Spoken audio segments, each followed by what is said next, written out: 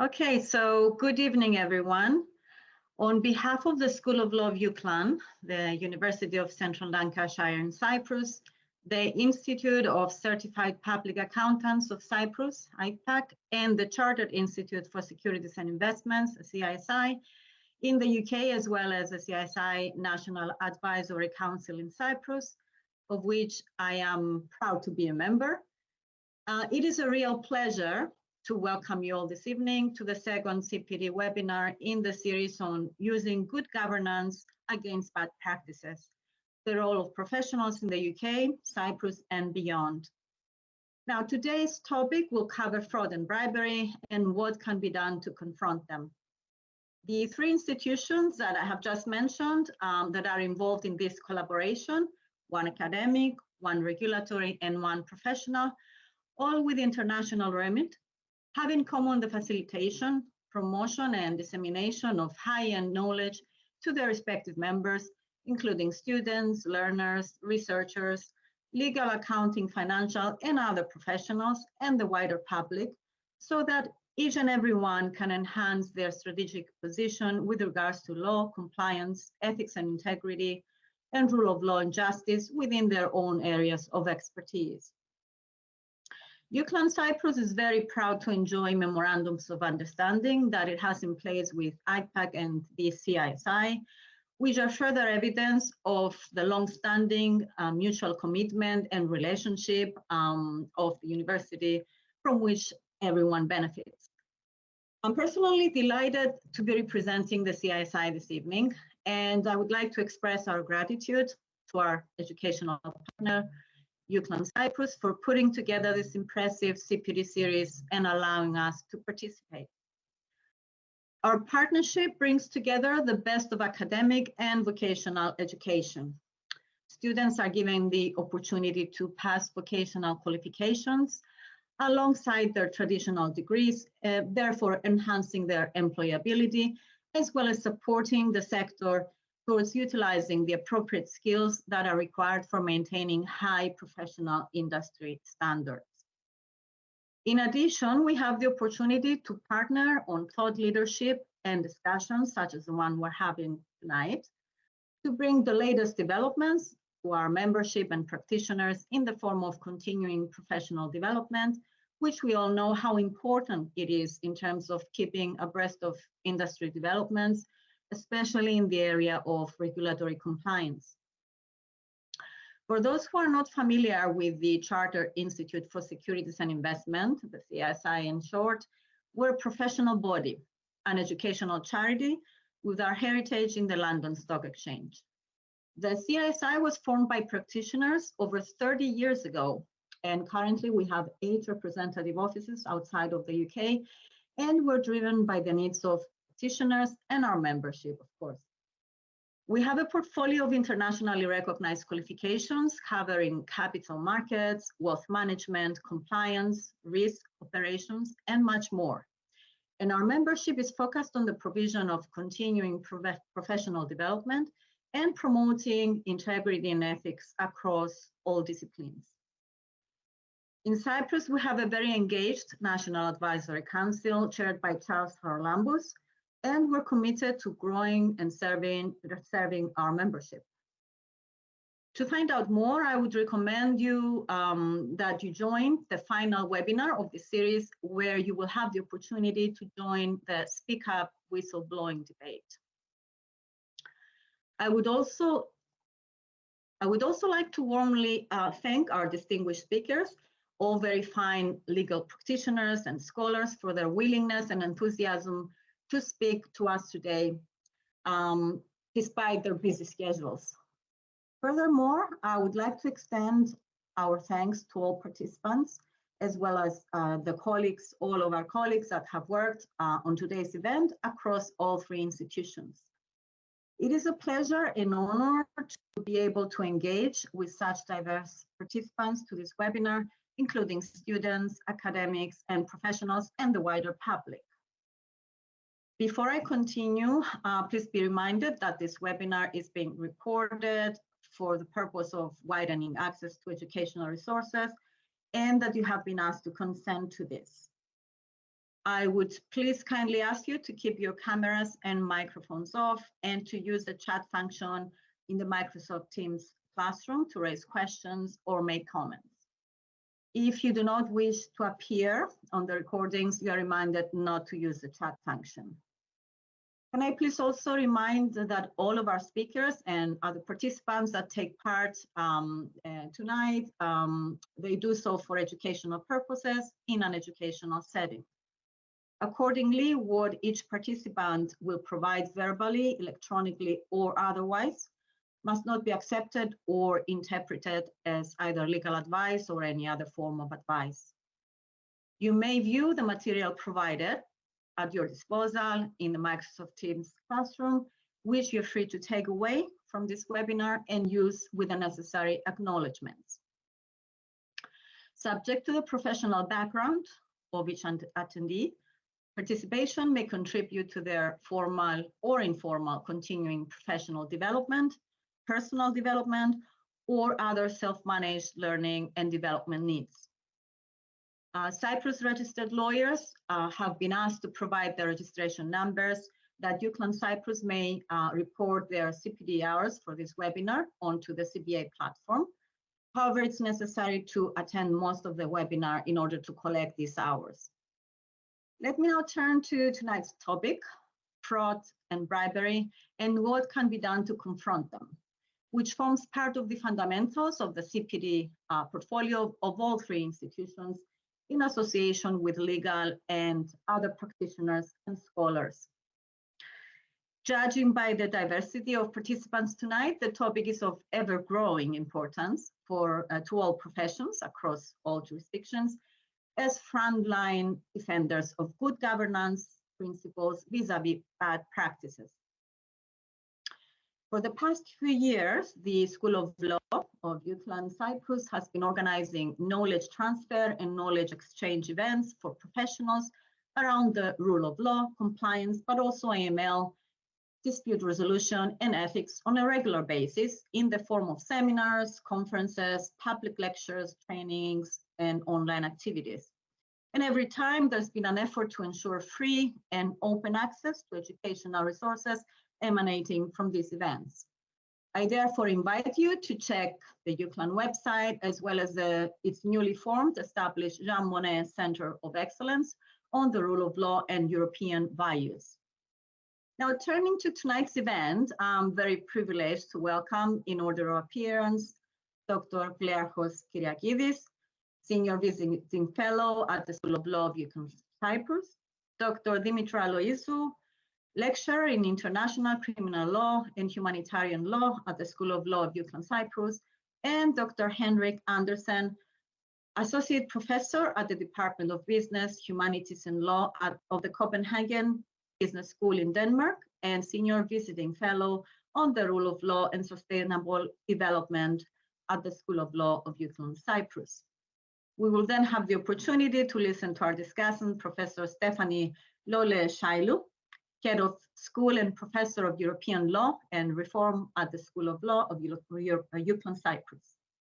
I would like to refer you to the rich bios of all speakers and the discussant, which appear in the flyer that you've already received, and where you can find their long list of achievements, not only in Cyprus, but also internationally. Therefore, please welcome our distinguished speakers. Let me also add that in the international context of the war in Ukraine, the energy crisis, and the aftermath of the global pandemic and the various scandals in Cyprus and globally, the primary aim of the webinar is to consider the main characteristics of fraud as well as bribery, and to identify what can be done to confront them, particularly by means of good governance.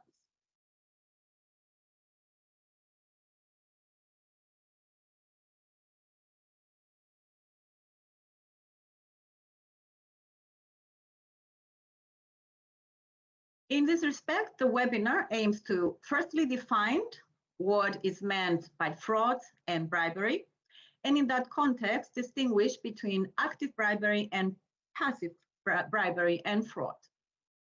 Secondly, break down some of the main causes of fraud and bribery. Thirdly, appreciate the primary purposes and practical ramifications of the anti-fraud and anti-bribery laws of England, Cyprus, and the EU. And finally, evaluate the steps needed to foster an institutional anti-bribery culture, which is steeped in respect of the rule of law, professional ethics, and good governance. The webinar provides opportunities for participants to engage in discussions with the panelists about current matters and practical approaches for addressing the issues arising from these matters. This will be facilitated through the chat function and the Q&A session. I would therefore like to thank you all for providing us with fresh analysis of progress achieved so far and your insights on these hot topics. Now, Dr. Klearchos Kyriakides, we will start with your analysis on good governance versus fraud and bribery. So, Klearchos, the floor is yours. Thank you very much for your very kind introduction. I'm going to first of all check that you can all hear and see me. And if you can, then I'm going to share my screen and begin. Can you see the screen? Yes, clearly. Thank you very much. Okay, I'm going to spend 20 minutes or so discussing the perennial struggle between the forces of good governance, if I can put it in those terms, against the forces of fraud and bribery. In that respect, I'm going to focus on the situation in England, which is one of the 4 countries within the United Kingdom, partly because of our system of devolution in the United Kingdom in relation to Wales, Scotland and Northern Ireland. Separate systems of law have developed in those 3 jurisdictions. And even though many of the laws and principles relating to fraud and bribery are common across the 4 countries, I'm going to focus on England. So let me just make that clear. Having said that, I have a foot in both England and by extension the United Kingdom on the one hand, and a foot in the Republic of Cyprus and by extension the European Union on the other.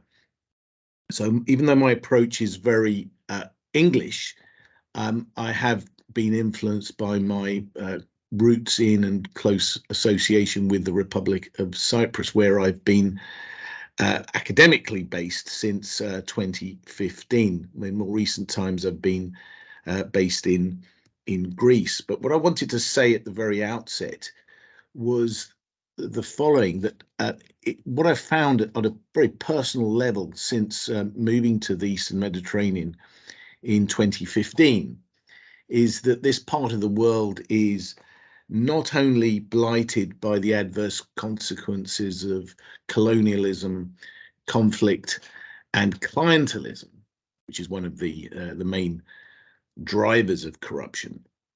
The Eastern Mediterranean is also adversely affected by self-evidently widespread maladministration across the public sector, self-evidently normalized forms of abnormality, and self-evidently systemic forms of impunity. And I'm speaking at a time where 2 of the countries in the Eastern Mediterranean, Greece and Turkey, are mourning the loss of people, some of whom should not have died, but appear to have died because of alleged forms of maladministration or worse, including alleged corruption in the public sectors of Greece and Turkey. I'm thinking, of course, of the earthquakes in Turkey and the recent train crash in Greece. So the subject that I'm going to focus on today is very much from an Anglo-centric perspective, but I'm mindful that some of the themes and the principles that I'm going to discuss have an enormous application in the Eastern Mediterranean. And I'm also mindful of the reality that England and the United Kingdom, of which it forms part, has an intimate relationship with the countries of the Eastern Mediterranean as a whole, but with the Republic of Cyprus in particular, for reasons I explained in my previous presentation in this series.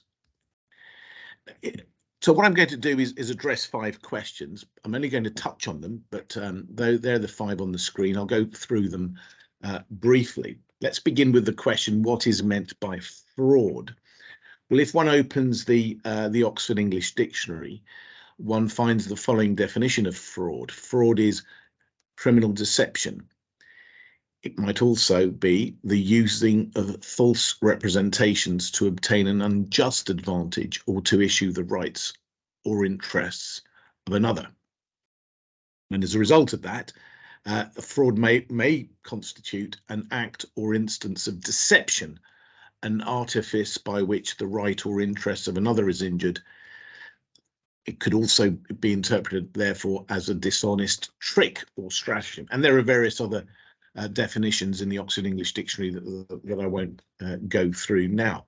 But what one finds in this definition is 2 references to the noun deception. And that gives us at least a linguistic insight into what fraud means. But as Lord Reid warned us in a case that reached the then Appellate Committee of the House of Lords in 1973, or at least was reported in 1973, a dictionary definition is not necessarily the same as a legal or a statutory definition. In England, prior to the Fraud Act 2006, there were difficulties associated with what was meant by the term fraud or the related term fraudulent as it appeared in legislation or case law. And as the Law Commission noted in a report published in 2002, back then at least, there was no offence of fraud as such in English criminal law. We had guidance back in the pre-Fraud Act days from case law. So, for example, in one case from 1975, an attempt was made in the House of Lords to define what defraud means. We had a similar effort made in an earlier case back in 1961. I won't go through these definitions now because the modern framework is set out in the Fraud Act 2006. But before I look at the Fraud Act 2006, I'll give you the Crown Prosecution Service definition of fraud, which is the act of gaining a dishonest advantage, often financial, over another person. And in that context, the Crown Prosecution Service adds that fraud is now the most commonly experienced crime in England and Wales, with an estimated 3.4 million incidents in the year ending March 2017. The reference to Wales there is because the England and Wales, despite devolution, despite the establishment of a Welsh Parliament and Welsh Government, Wales still shares the same judicial system as England and the same court service as England. Before I look at the Fraud Act, or touch on the Fraud Act and what its provisions say, I just want to emphasise something. In spite of my emphasis on the Fraud Act, it's exceptionally important for everybody to understand that in England, at least, if any individual is alleged to have committed fraud or to have made a representation which is allegedly misleading, this may give rise to a number of different consequences. The most obvious one is a police investigation resulting in a prosecution brought under the Fraud Act. And if the alleged fraud has given rise to alleged criminal property, then parallel criminal proceedings may arise under the Proceeds of Crime Act 2002, which is the English anti-money laundering statute, among other statutes. But let me just emphasize this, particularly for any accountants or lawyers or other professionals in the audience, that it's possible for the prosecuting authorities to initiate a prosecution under other legislation. For example, under Section 17 of the Theft Act 1968, which deals with false accounting. And another example is under Section 106A, capital A, that means it's been amended, of the Taxes Management Act 1970, which criminalises the fraudulent evasion of income tax. So that's a very important point to note. Despite the emphasis now on the Fraud Act 2006, a number of other acts of Parliament cover comparable ground, and the Theft Act and the Taxes Management Act are good examples of that. In addition to or instead of criminal proceedings, civil proceedings may arise. For example, a claim for deceit based upon an allegedly fraudulent misrepresentation. And then, of course, we have the various different types of disciplinary proceedings brought either under employment law or by a regulator. So the first message I wanted to really ram home to the audience, especially the students in the audience, is that saying something which is untrue may give rise to several separate consequences which are adverse to the person who's made the alleged misrepresentation. Fraud proceedings being the worst of all, because they can, if successful, result in a prison sentence. Now, let's have a look at the Fraud Act very briefly.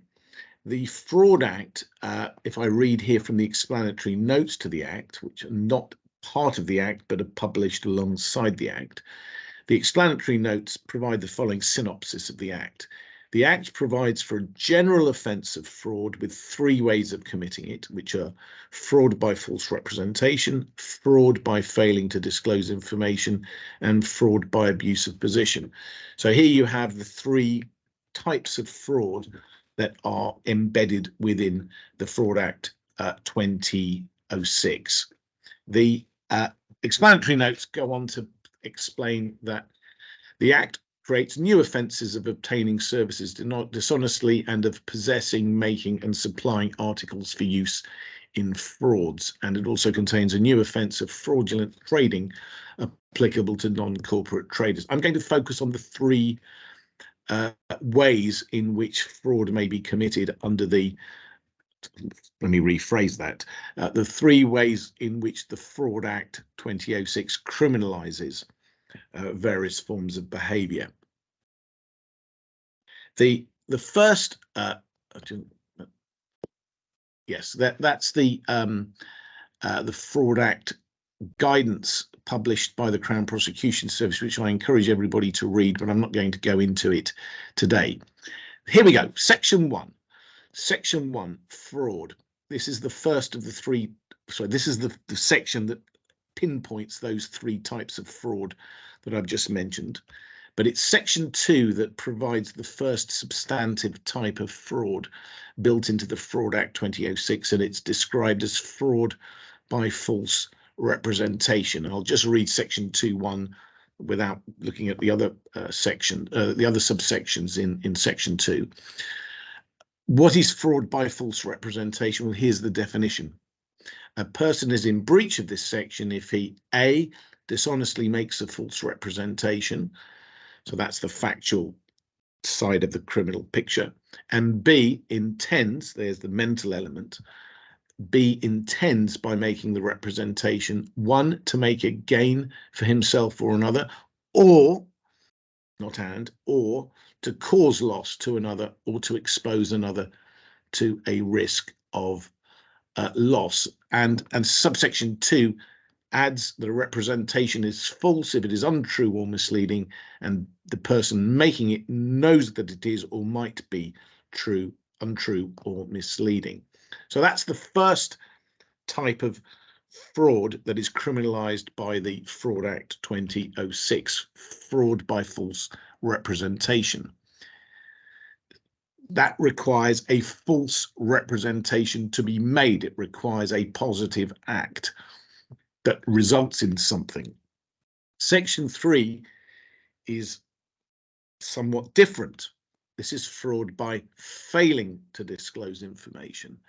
And under section 3, a person is in breach of this section if he A, dishonestly, key word there, dishonestly fails to disclose to another person information which he is under a legal duty to disclose, and B, so A is the factual element which requires dishonesty to be proven, but B is the intention element, the mental element, and B intends by failing to disclose the information either to make a gain for himself or another, or to cause loss to another, or to expose another to a risk of loss.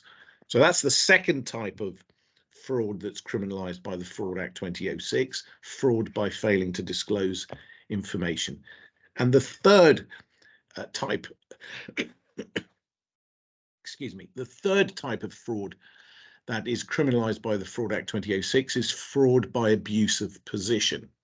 And a person is in breach of this section if he A, occupies a position such as a lawyer or an accountant in which he is expected to safeguard or not act against the financial interests of another person, B, dishonestly abuses that position, and C, intends by means of the abuse of that position either to make a gain for himself or another, or to cause loss to another, or to expose another to a risk of loss. And there's a very interesting subsection 2 in section 4, which states that a person may be regarded as having abused his position, even though his conduct consisted of an omission rather than an act.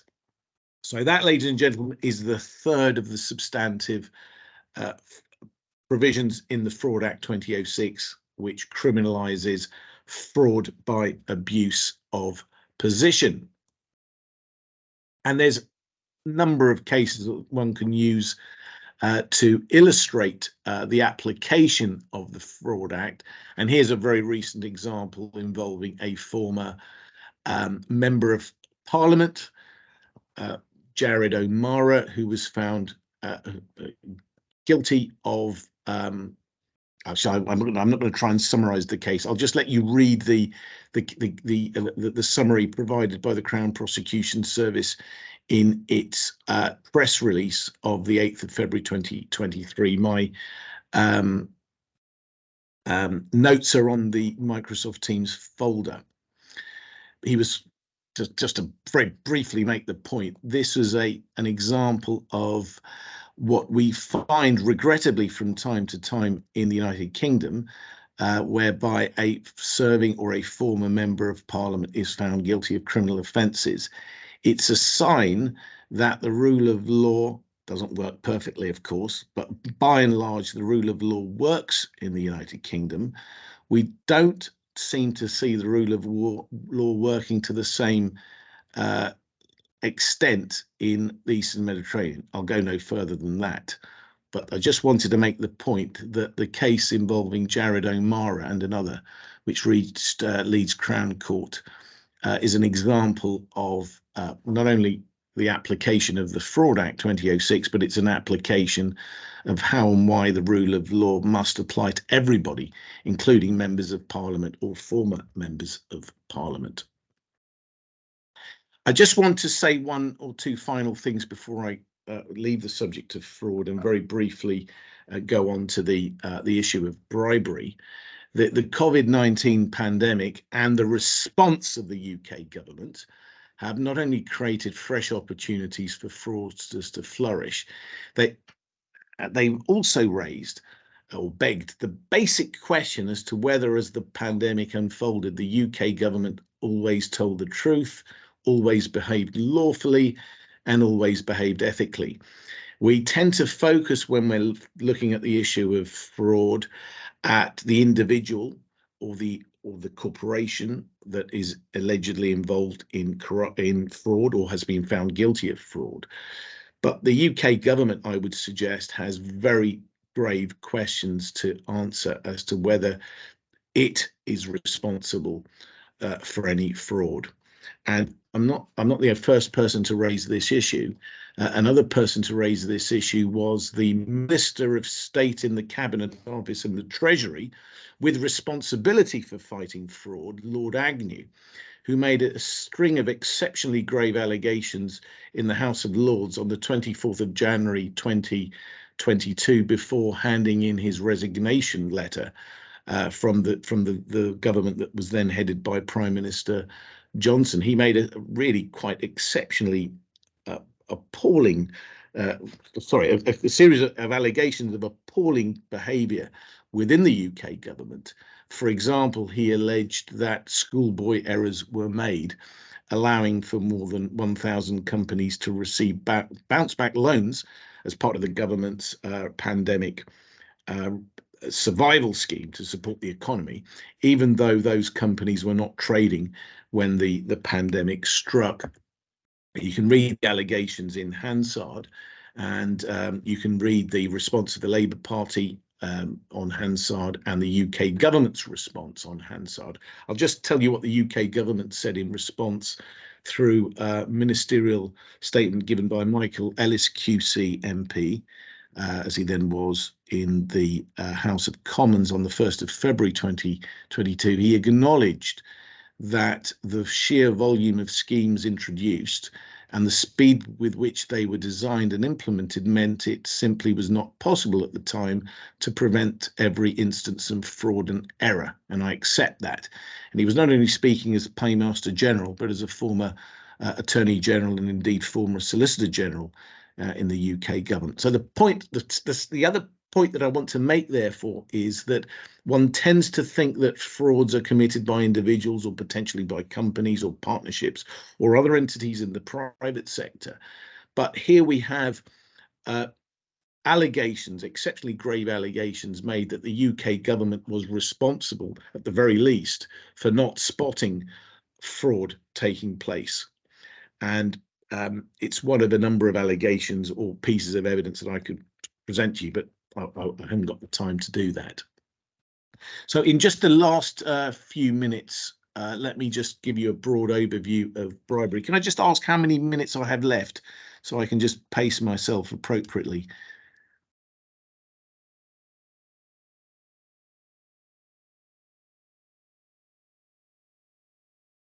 Oh, I'm not hearing a response, so We can't hear you, Christiana. You're muted. Ah.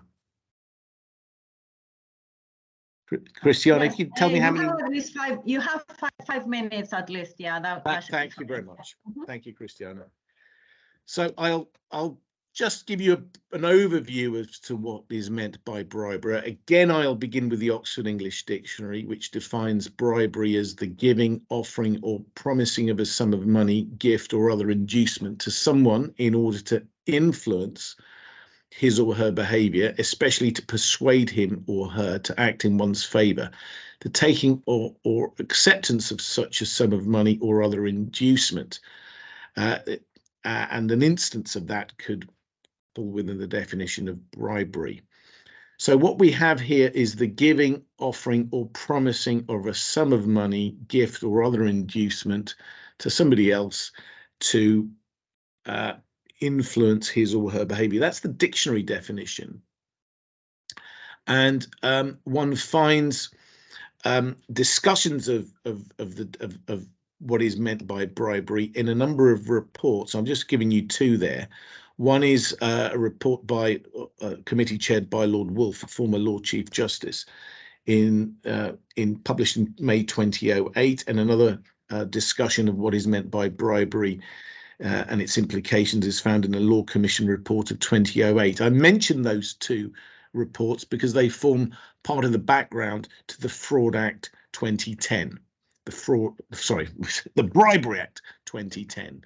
And the Bribery Act 2010, which I'll look at very briefly in a moment or two, has been supplemented by legal guidance published by the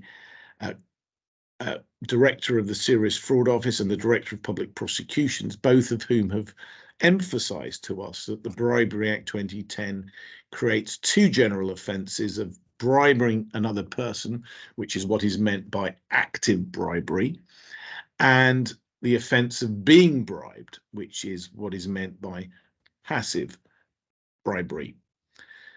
Let me emphasise one other thing before I move on.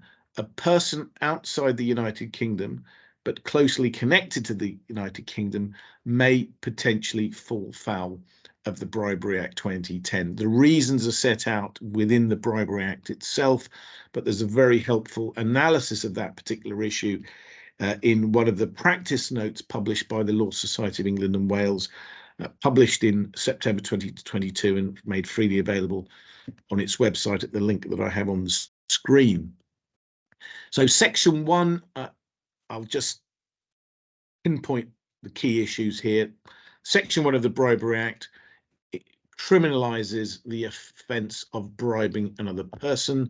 Section 2 criminalizes the offence of being bribed. And there's plenty of details there that I won't go into here. Section 6 imposes a prohibition on the bribery of foreign public officials. That's very, very important to bear in mind, that it's even though the Bribery Act 2010 is an act of the UK Parliament, which is primarily concerned with what goes on in the United Kingdom, it has imposed an obligation on not to engage in the bribery of foreign public officials. And Section 7, this is the one that's of critical relevance to good governance. Section 7 criminalizes the failure, or any failure, of a commercial organization to prevent bribery. So the theme of this webinar is not just fraud and bribery. The theme of this webinar is good governance. And here we have what amounts to a statutory obligation placed on entities and individuals in those entities, especially those who are in senior positions, to ensure that commercial organizations have appropriate procedures in place to ensure that bribery does not take place either in the United Kingdom or overseas. And this is the section that I was alluding to earlier, which provides Section 12 of the Bribery Act, which sets out the territorial application of the Act. It's primarily applicable to the United Kingdom and the 4 countries, therefore, within the United Kingdom. But it also has the potential to apply in certain circumstances beyond the United Kingdom. And you can read the details in your own time. I repeat that the slides are on the folder that accompanies this presentation. A recent case study involves Glencore Energy UK Limited, which was charged with 7 counts of bribery by the Serious Fraud Office, and the company pleaded guilty to all 7 counts. And what I would encourage everybody to do is to read the sentencing remarks of Mr. Justice Fraser in Southwark Crown Court on the 3rd of November 2022. They're freely available on the website of the judiciary, and you can see the details as to what went wrong in this particular case and how the company in question responded. They responded by pleading guilty to all 7 counts. But I just wanted to emphasize 2 points. Firstly, that this case had a transnational dimension. You can see their reference to Nigeria and Cameroon, for example. But the second thing that I wanted to stress was what the judge said right at the beginning, right at the end rather. The conclusion to this sentencing exercise is that the defendant company is made subject to the following orders: a confiscation order in the sum of 93, is that million? Yes, 93 million pounds, fines on each of the 7 counts, totaling 182 million pounds, payment of the prosecution costs at 4.5 million pounds. And then this is the key point. This is a significant overall total. Other companies tempted to engage in similar corruption should be aware that similar sanctions lie ahead. So you can see here the judge is treating offences contrary to the Bribery Act 2010 as manifestations of corruption.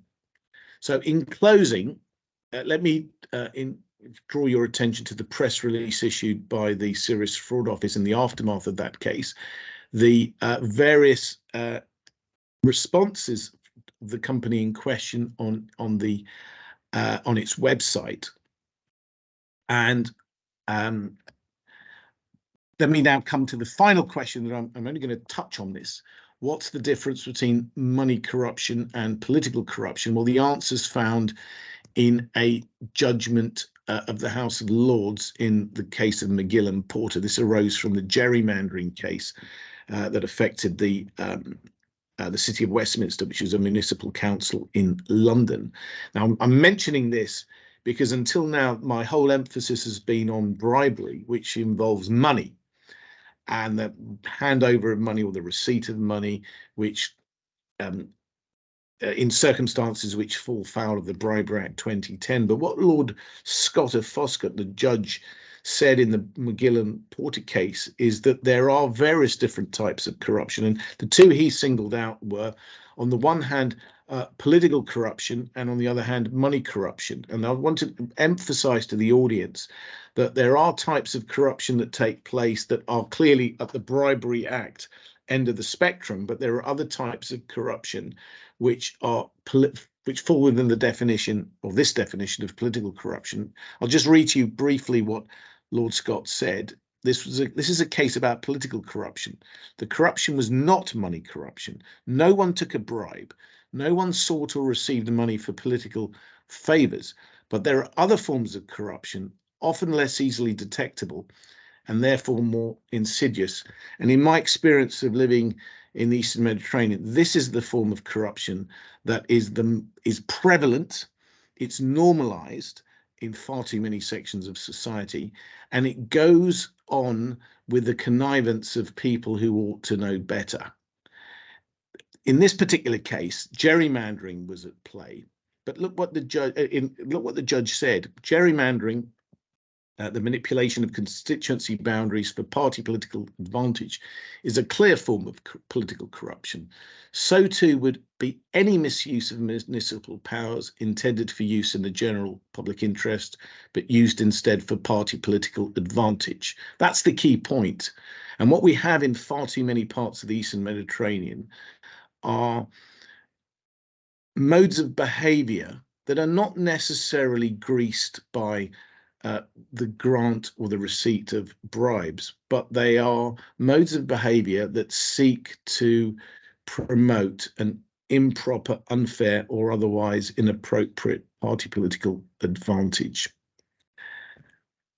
And he goes on to say, and maybe I'll close on this: political corruption, if unchecked, engenders cynicism about elections, about politicians and their motives, and damages the reputation of democratic government.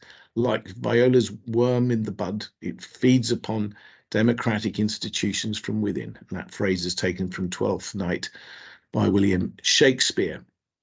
So what can be done to confront fraud and bribery, as well as the money laundering that often accompanies one or both of those crimes?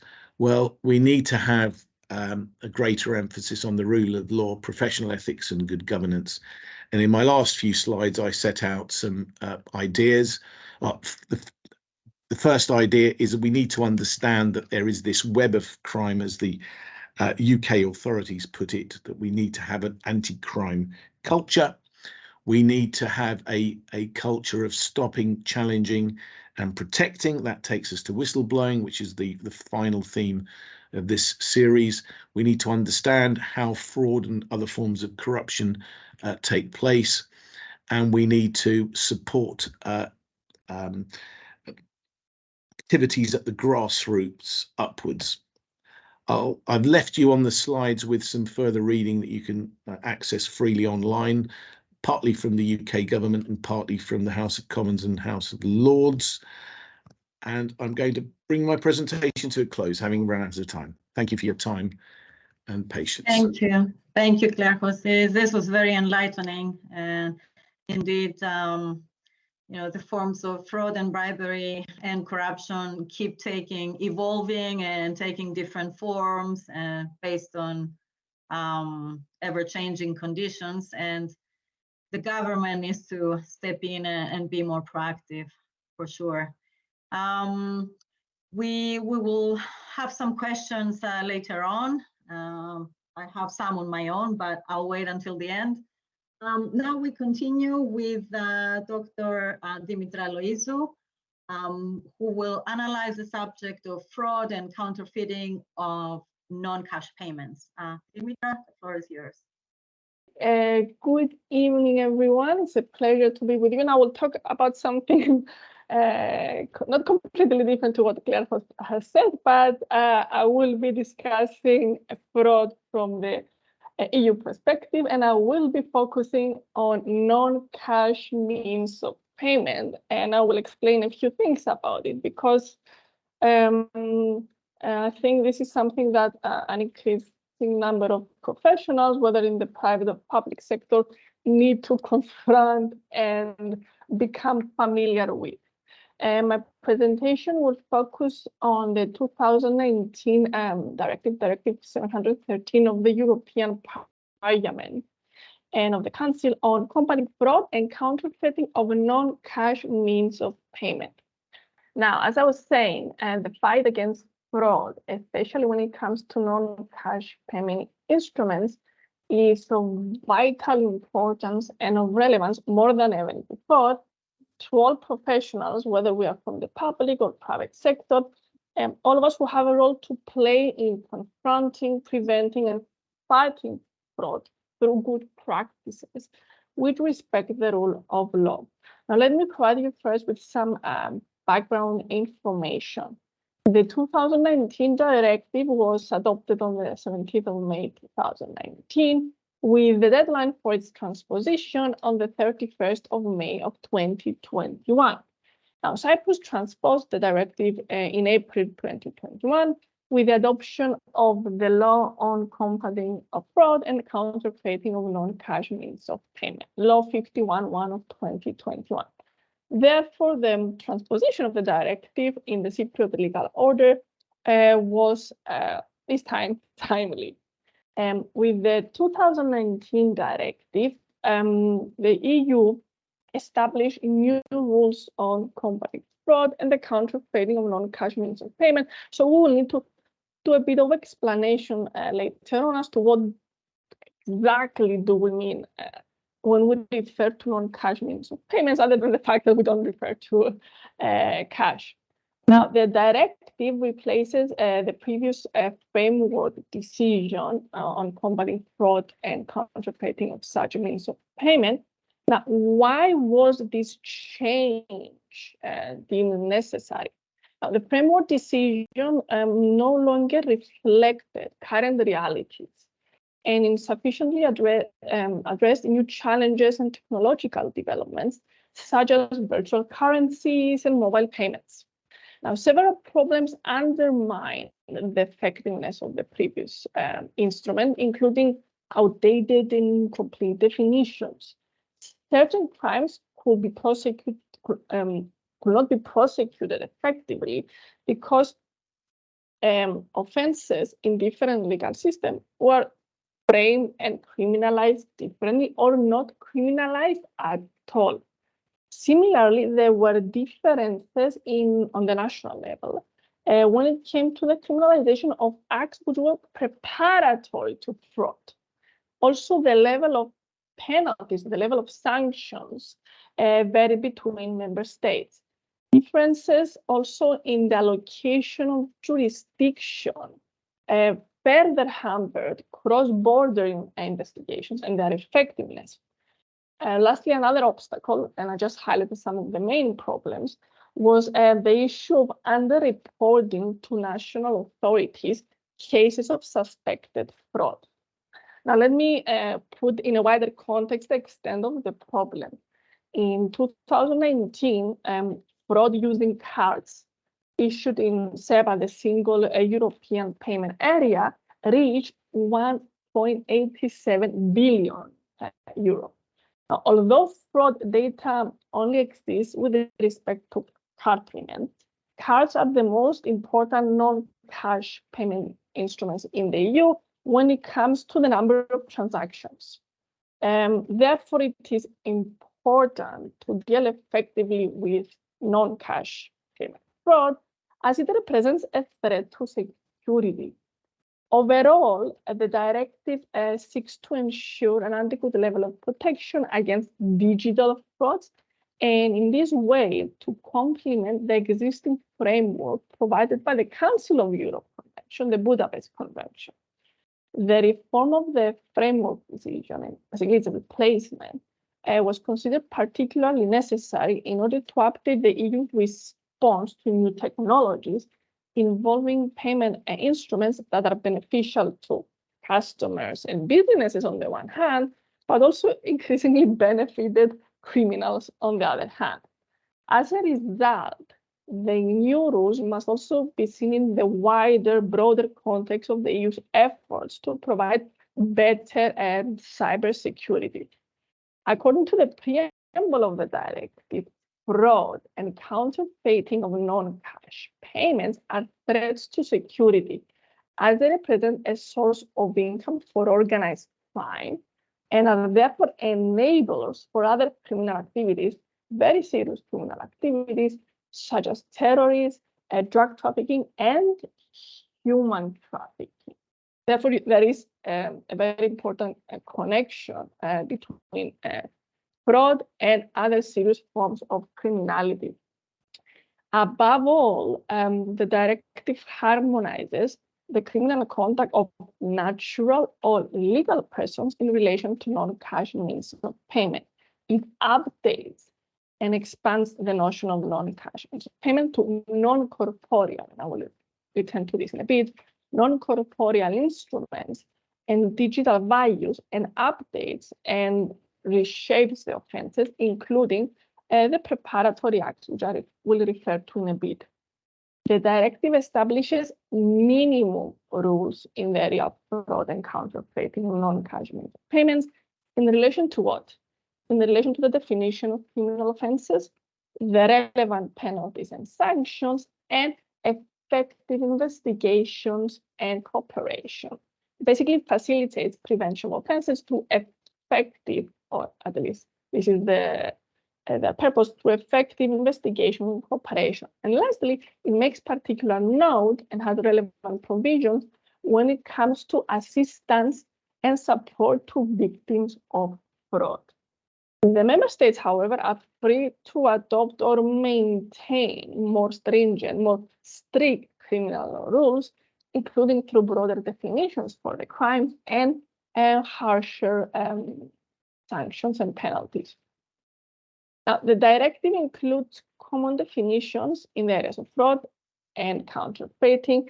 And at this point, I would like to turn, I think it is pertinent to turn to Article 2 of the directive, which provides the key definitions. And I think it's very important to start with what is a non-cash payment instrument, to which I have already referred to several times so far in my presentation.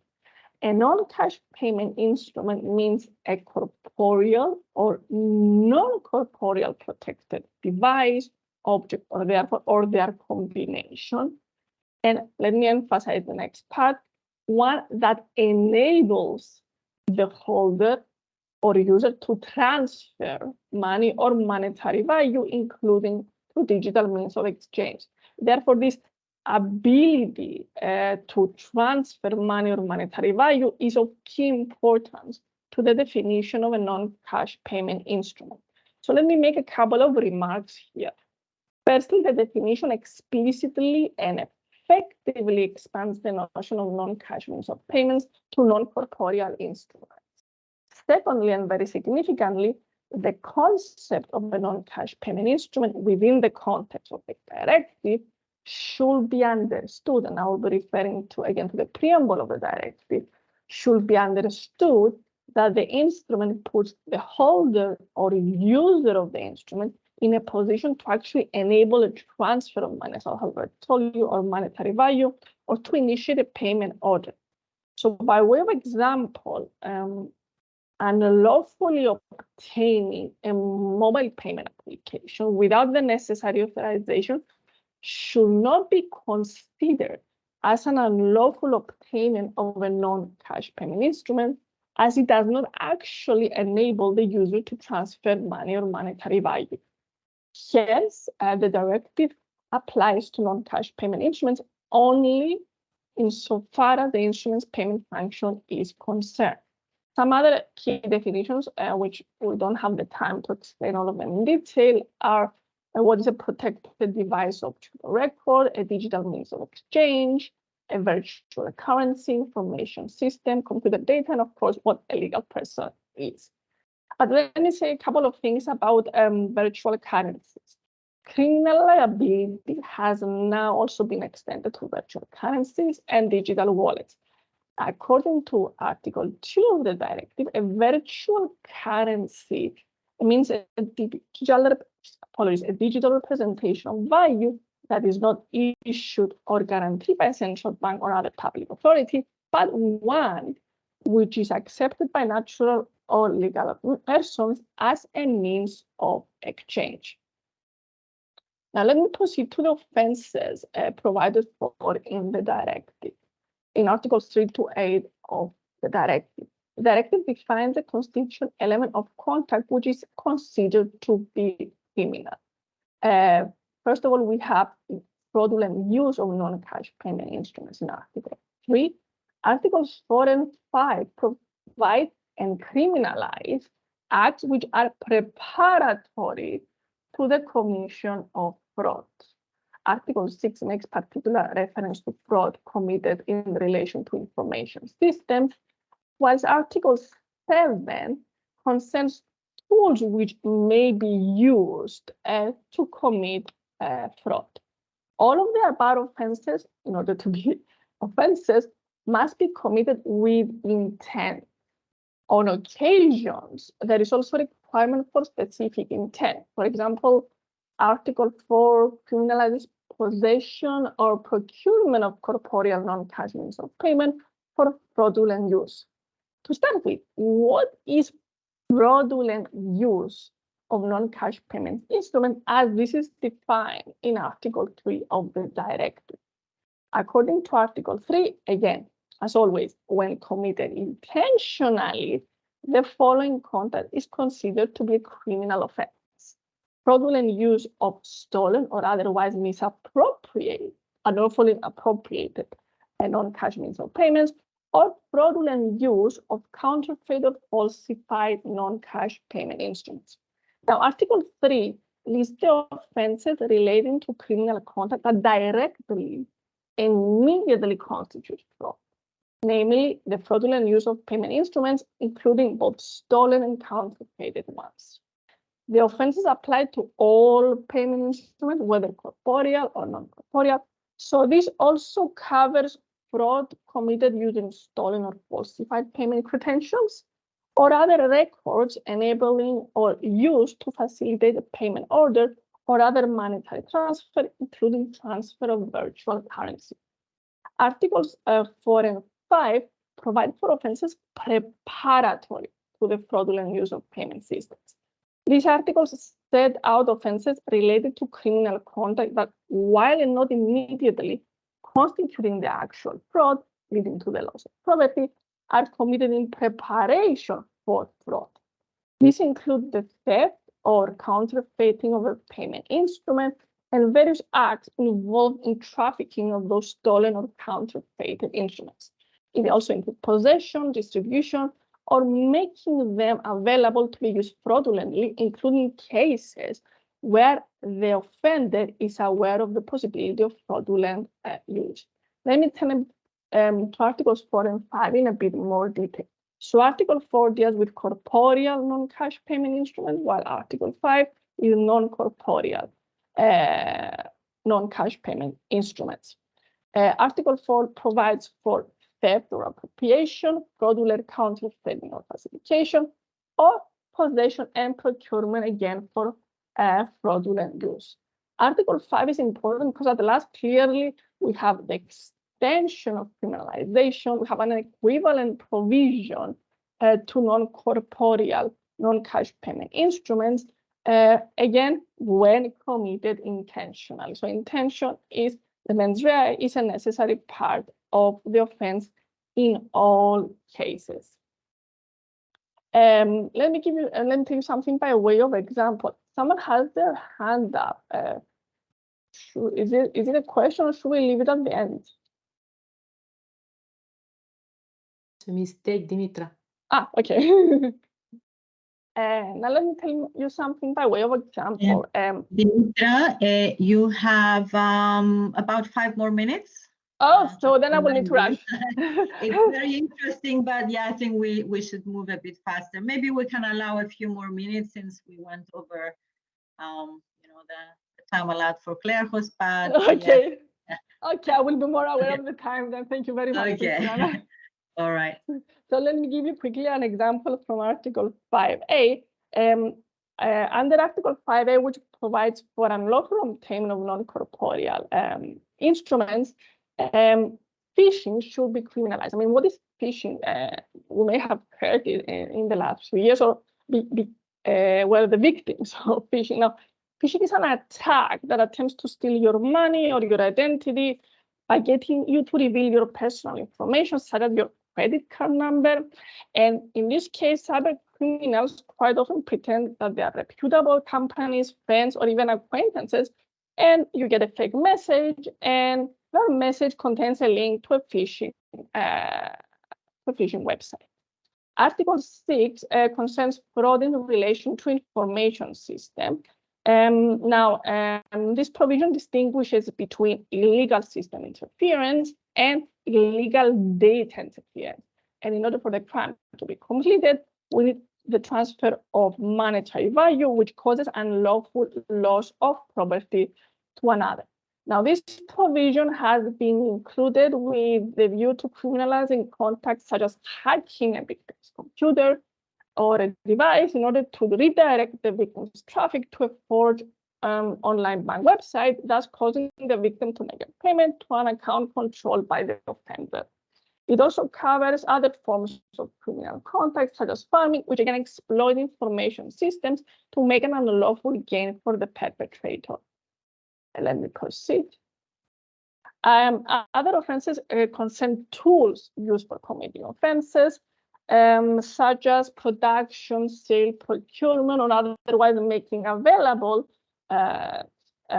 such devices. For example, skin devices used for stealing credentials, as well as malware and forged websites used for phishing. Also, pursuant to Article 8, the directive clarifies and provides that incitement, aiding, abetting, and attempt of any of the aforementioned offenses must also be made punishable as a criminal offense. Another significant aspect of the directive concerns sanctions and penalties. The directive lays down minimum rules for sanctions and penalties with respect to both natural and legal persons. Depending on the offense, maximum terms of imprisonment for natural persons range from at least 1 to 3 years. More severe penalties apply if the crime is committed within the framework of a criminal organization, for which there is a maximum term of imprisonment of at least 5 years. Article 10 extends and provides for the liability of legal persons. In the first place, a crime may be committed by someone who has a leading position in the legal entity. Alternatively, an offense can be committed by another person who was supposed to be supervised by the person in the leading position, but for lack of supervision or control, that person is able to commit those offenses. Significantly, the liability of legal persons may involve criminal or criminal fines or other sanctions, such as temporary or permanent disqualification from the practice of commercial activities, judicial winding up, and others. Thus, criminal liability per se for legal entities is not required. I will quickly go through jurisdiction, but I would like to point out something here. Now, jurisdiction is foremost based on territoriality, that is, offenses committed on the territory of a state or by nationals on the basis of the personality principle. Now, because of the cross-border dimension of the offenses and these challenges, the traditional concept of territoriality, because information systems can be used and controlled remotely from anywhere, according to Article 10, it is possible for the offender to be physically in one country, but the information system to be located outside that country. So this is a very important development. Other significant additions include the provision for effective investigations and prosecutions, exchange of information, and reporting the crime. Now, the focus here is, first of all, to have available tools which are appropriate for the fight against serious crimes, other serious crimes, also to be made available for the fight against fraud. In terms of reporting, where national authorities must ensure that the national law obliges legal or natural persons to submit information regarding the offense, this must be done without any undue delay. Another obligation on the part of national authorities, and it is interesting here to see how effective it will be on the national level, including Cyprus. Member states must ensure that they have operational national points 24 hours each day, 7 days a week, and for urgent requests, the national authorities must respond within 8 hours of receiving a request. So it is interesting to see how this will play out in practice. One of the last things I would like to discuss concerns victims of fraud of non-cash means of payment.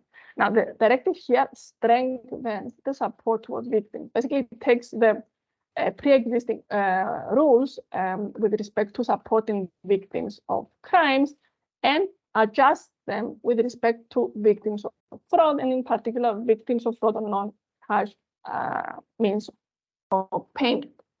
In this context, the directive provides, among others, an obligation to member states to ensure that natural and legal persons can obtain specific information and advice on how to protect themselves against the negative consequences of those offenses, such as reputational damage.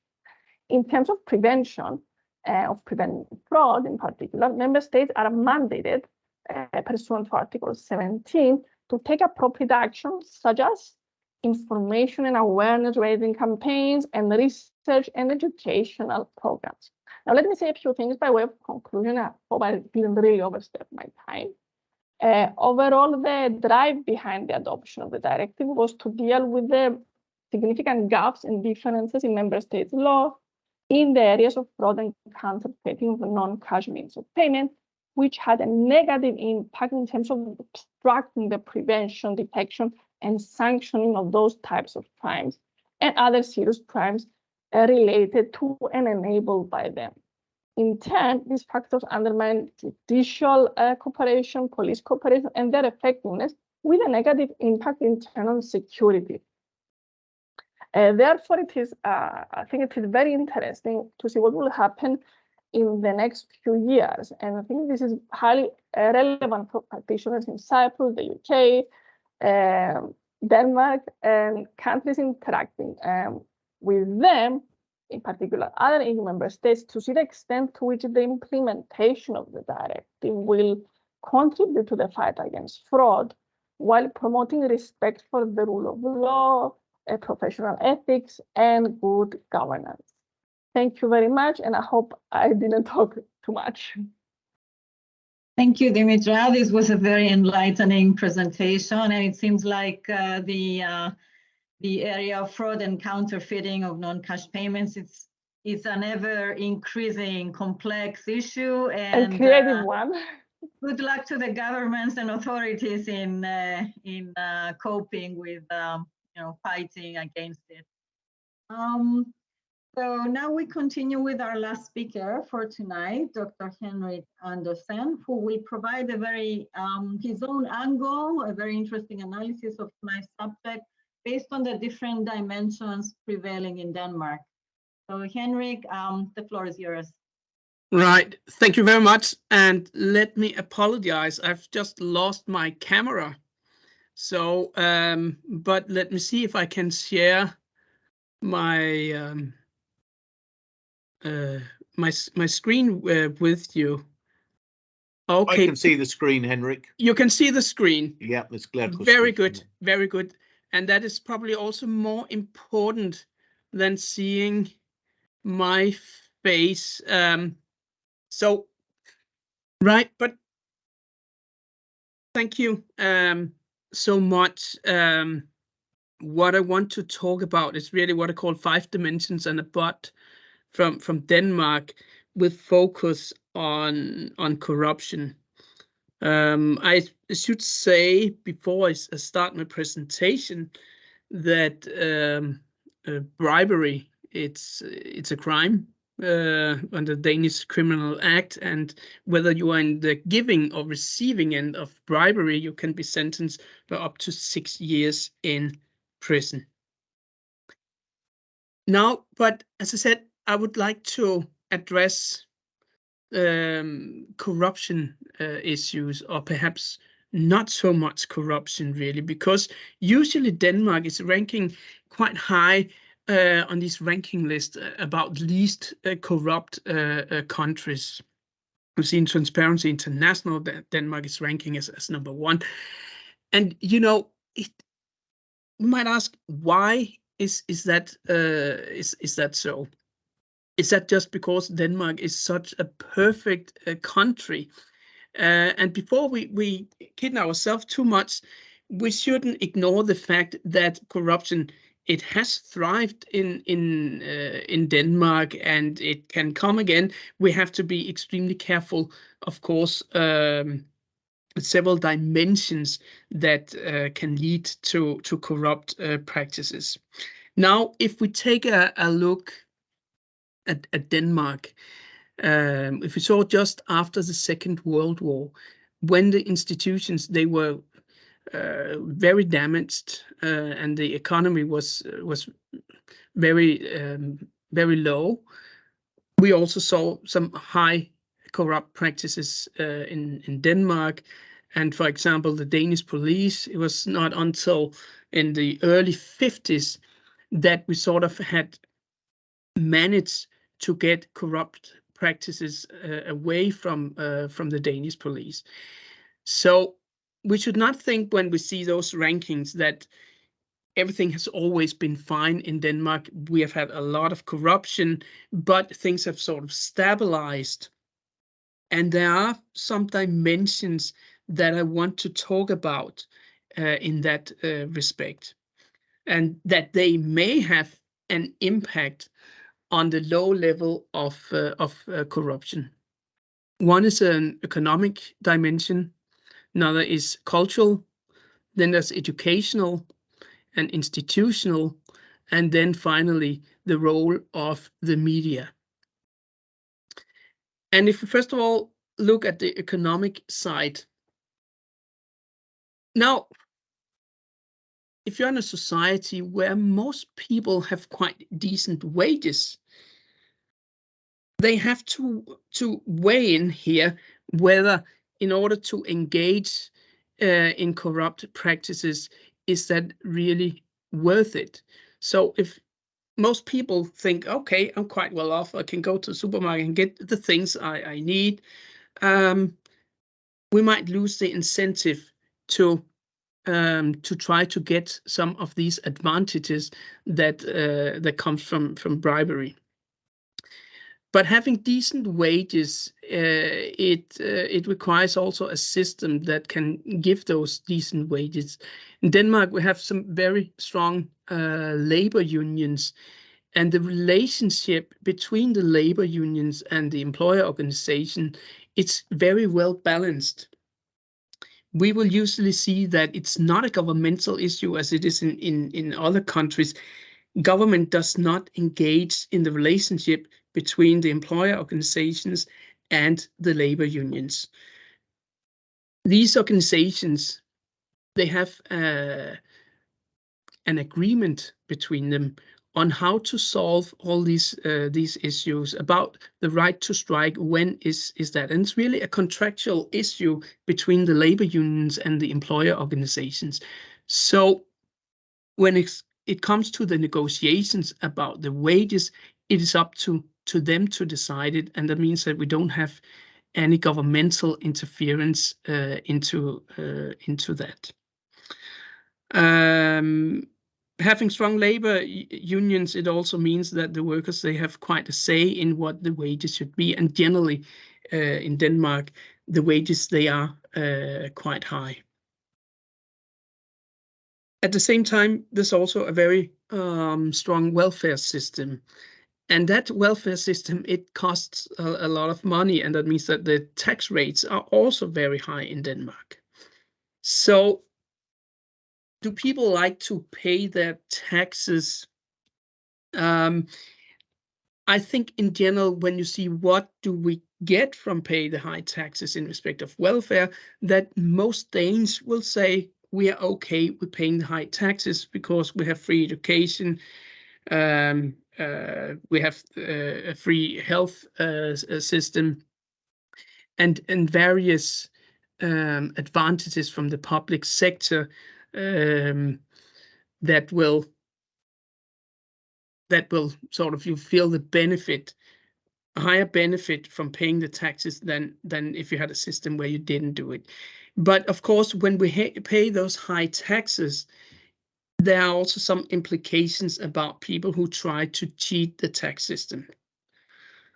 They will not be looked well at, because if I pay my taxes, I expect everybody else to do it. So we don't like the cheaters of the tax system, and those who cheat, they would be very silent about it.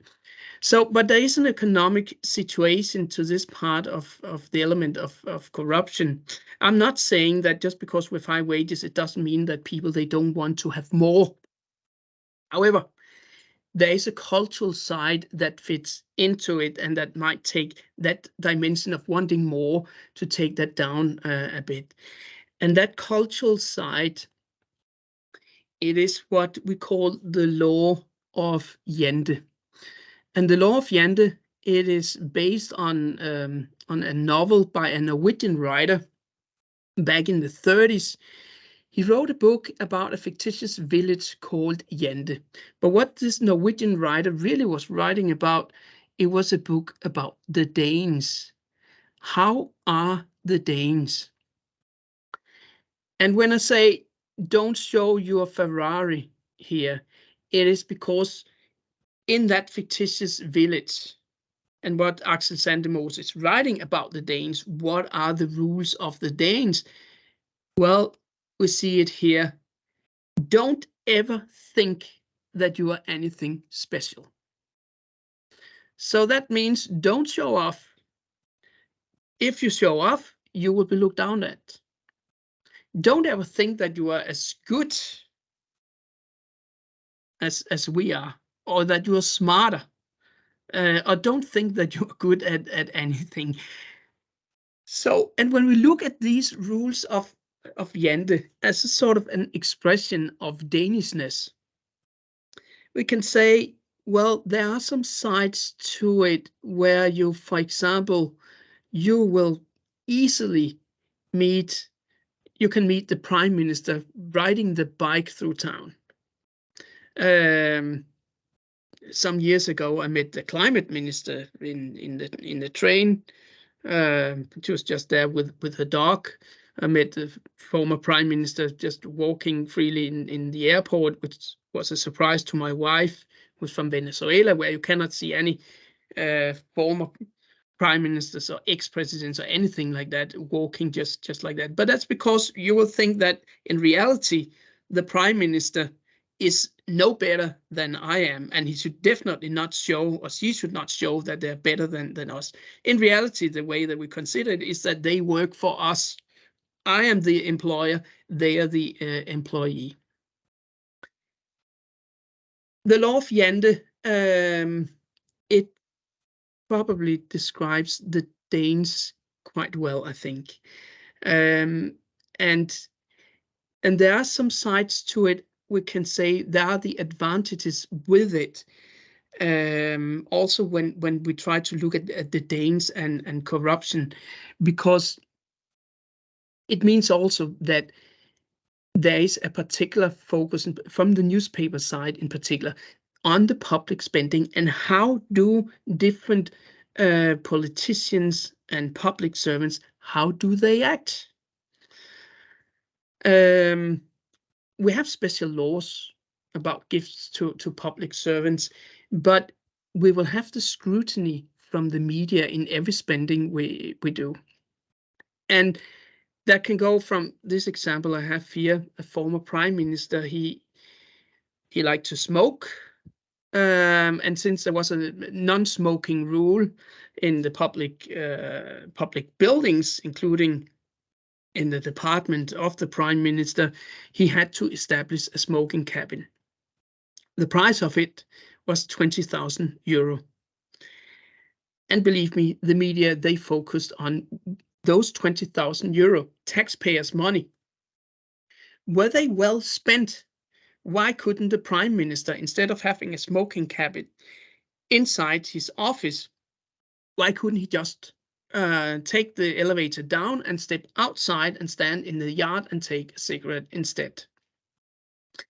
20,000 euro, it's of course some money, but we can say in the overall view of the money coming in from taxes and the spending, public spending, then of course 20,000 is not that much. Then we have another history, the tax minister who went in his public service, went abroad to, I cannot remember what country, but they gave him a gift. It was a Rolex. And he was very happy to receive that gift, and he paid the custom duties that he had to do. He paid the taxes, because when we receive a gift in Denmark, if it's over a certain amount, then we have to pay taxes of it.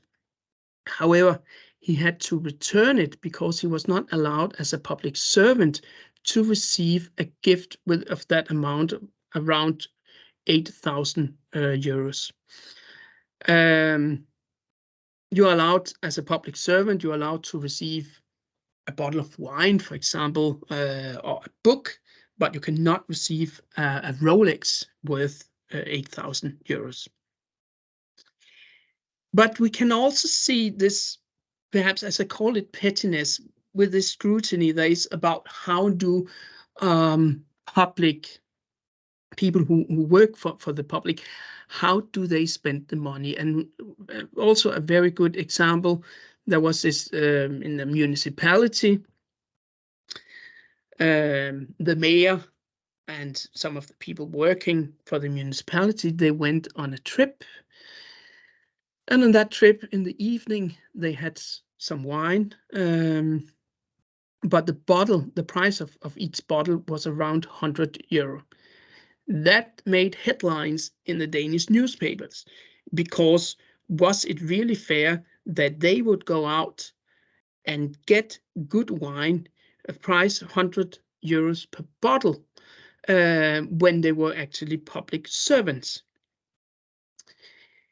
So we can say that if we come back to this idea of the law of Jante, you should not think that you are anything, and you should not show off in any way at all. And if you work for the public, then of course you cannot receive too much.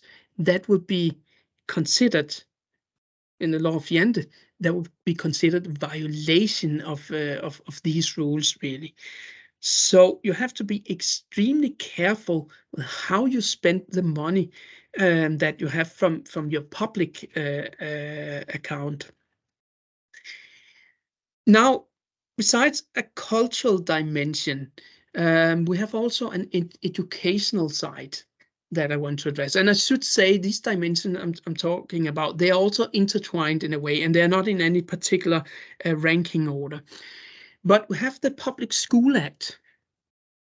And in the Public School Act, it reads that the public schools shall prepare the pupils to participate, co-responsibility, rights and duties in a society based on freedom and democracy. The school shall be characterized by intellectual freedom, equality, and democracy. So the public school, it has an obligation to teach the kids really to work together and to think in respect of public goods. So it's, of course, there'll be an individual side for the pupils, but there will also be this very public side to think about society from a very early age. So the schools, they have to educate the pupils about what does it mean to participate in this society where we have the freedom to do what we want, but at the same time, with that freedom, that we have this responsibility as well. The broader shoulders you have, the more weight you should carry as well. And that is something probably also reflected in our tax system, that the more you earn, the higher percentage in tax you will have to pay. But as I said before, most people are willing to do it because they think on the other side of it, the benefit you receive from having that kind of system, they are higher than the cost of paying these high taxes. But you'll get it in from very early on that you need to work together in order to reach those public goods. You need to work together also when you are at university.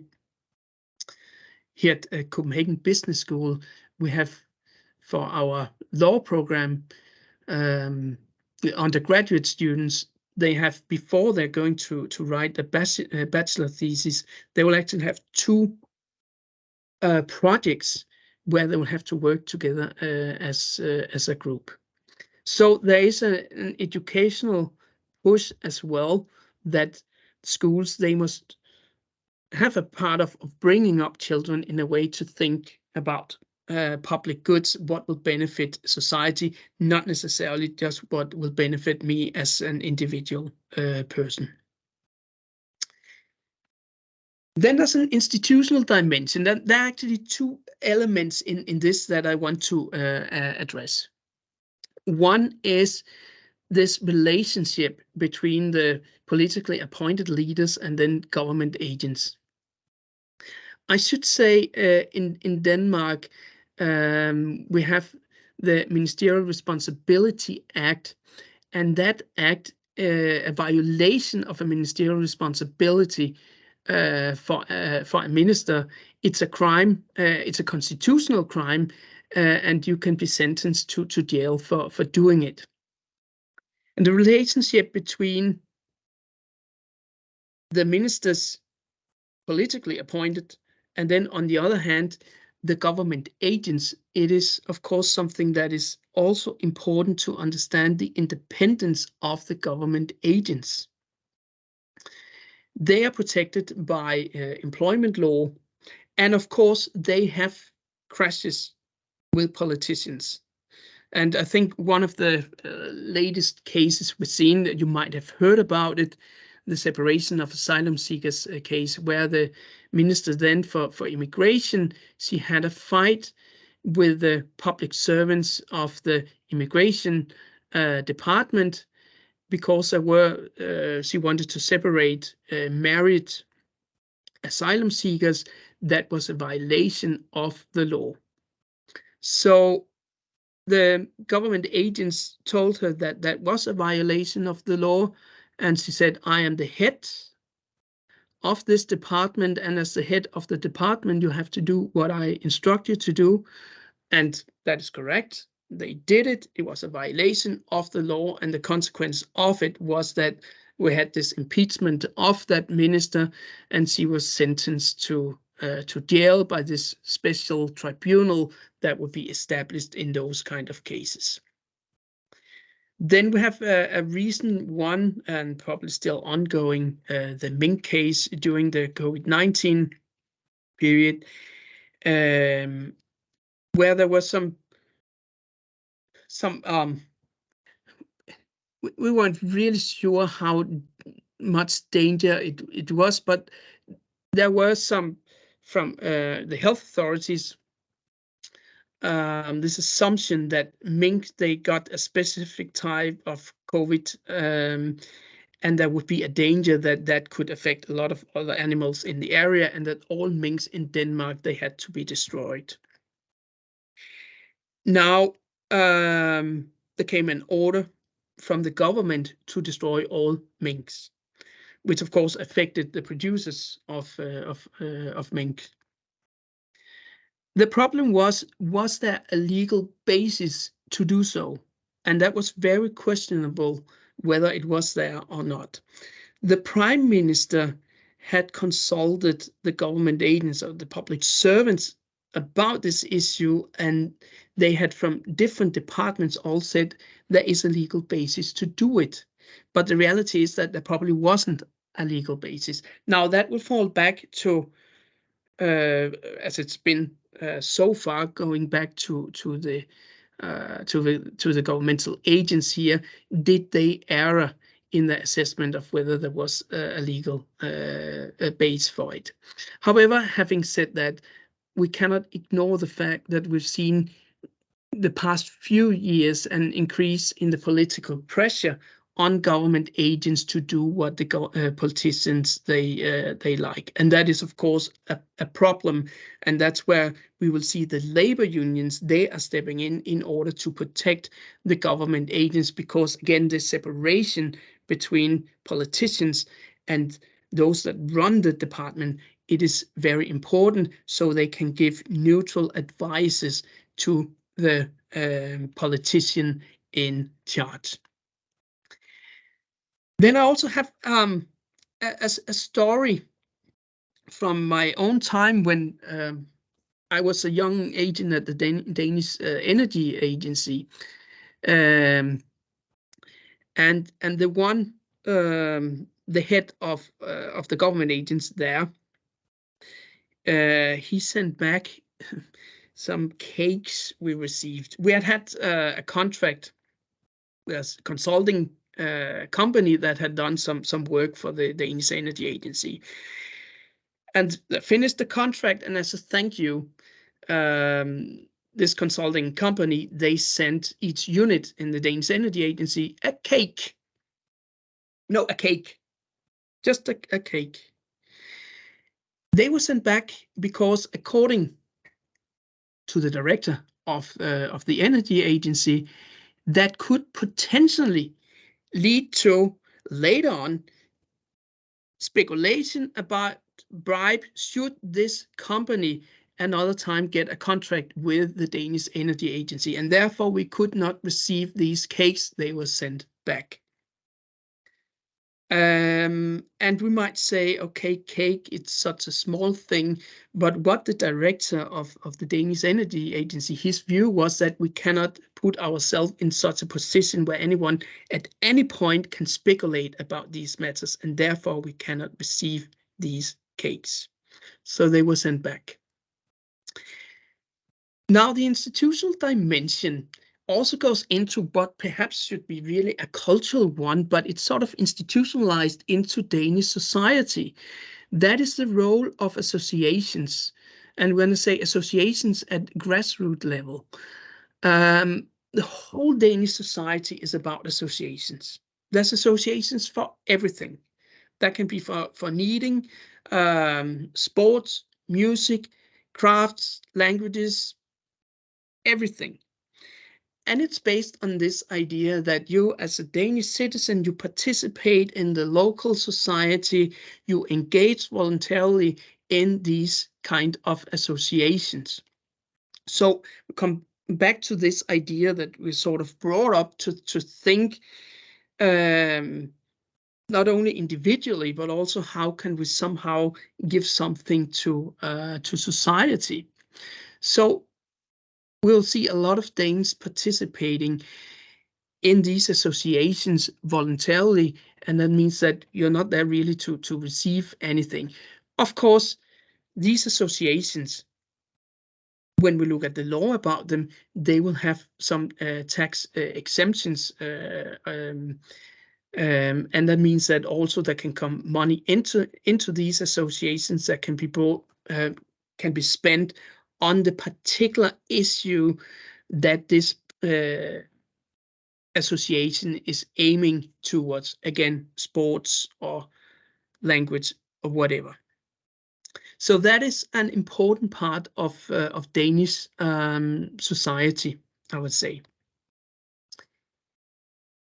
Then we have finally the role of the media. I've mentioned it already, but there is the freedom of expression, it's a core constitutional rule in Denmark.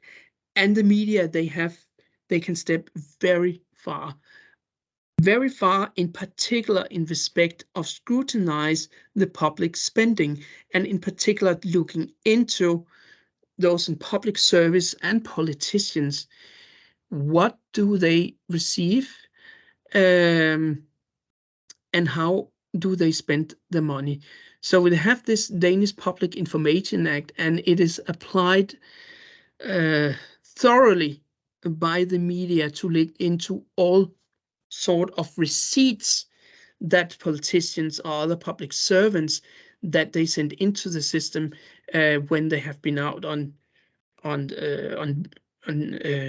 work, on business-related work for the government or other public institutions. And they might go into small details. As I mentioned before, the bottle of wine for the price of around 100 euro. However, by doing so, it's also keeping politicians and public servants aware of that. If they go too far, then there can be a problem. And this is a very important element of transparency that is needed in a system if you want to lower the level of corruption. Now, having said all that, there are some prizes with it also about this sort of what I like to call Danish pettiness and the law of Jante in particular, because it means also that it's extremely difficult for foreigners to get into Danish society. And we can also ask sometimes as a public servant whether you shouldn't be, of course, too afraid of that you might have to, when you travel. Of course, you are not allowed to travel on business class as a public servant, but would you be allowed to bring a suitcase with you without that could be considered a problem from a Danish society perspective or not? And that's where perhaps sometimes it can get a bit too petty. We go out on a restaurant, okay, we have a certain amount that can be spent. How many bottles of wine can we take without that all of a sudden will be scrutinized by the media? So, but the balance is tilting very much towards the sort of more petty side. It has an advantage because the scrutiny that will be on the public spending, but at the same time, it can also, of course, be an element sometimes of frustration when you work in the public sector. Then there's an element also of Danes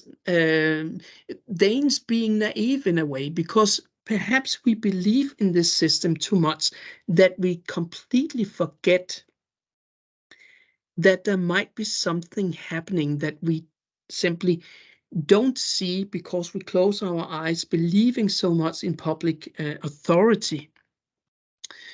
And what Danes they like is to have this, someone is clapping the shoulder and say, oh, you're so good. So when we see these reports about the low level of corruption, you have no idea how proud we are in Denmark. But does that mean then that we forget something else? We have had cases where people have cheated the tax system. Foreign companies have managed to get billions of Danish kroner out of the tax system by fraud. And we had simply closed the eyes for it because we simply believed these things could happen. And when I mentioned the law of Jante and that we should never think anyone is more than we are, then of course those that are really, really big, we still like to get them to come and tell us how good we are. And perhaps sometimes someone can be so big that we think, oh, they cannot commit any crimes.